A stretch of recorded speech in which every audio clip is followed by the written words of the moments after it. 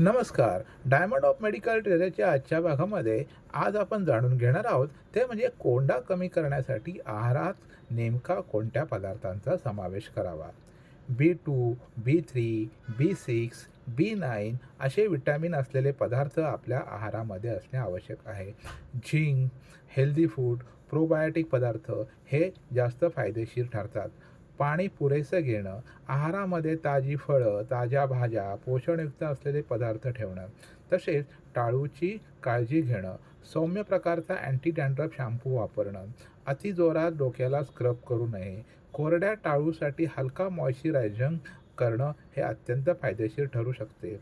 जर कोंड्यासोबत जास्त खाज, लालसरपणा किंवा जखमा किंवा केस गळती होत असेल, तर आपण ताबडतोब त्वचा रोगांच्या तज्ज्ञांचा सल्ला घेतला पाहिजे.